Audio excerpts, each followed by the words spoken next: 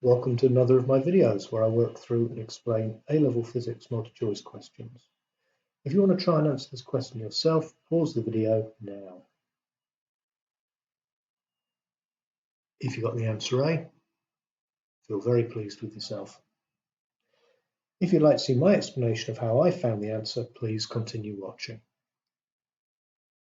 So an atom of oxygen 15, there it is, there's its mass 15, there's its atomic number 8, gains 2 electrons to form an ion. What is the specific charge of the ion? Well, if it's an atom, there's no charge on it.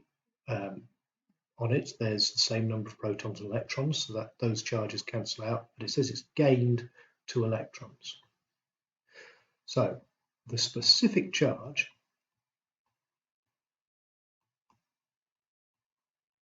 is equal to the charge on the ion in coulombs divided by its mass in kilograms. Well, the only charge it's going to have is these 2 electrons. So it's going to be 2 multiplied by the charge on the electron, which is on your data sheet, 1.6 times 10 to the minus 19 coulombs. And the mass is going to be the number of nucleons, number of protons and neutrons, which is 15.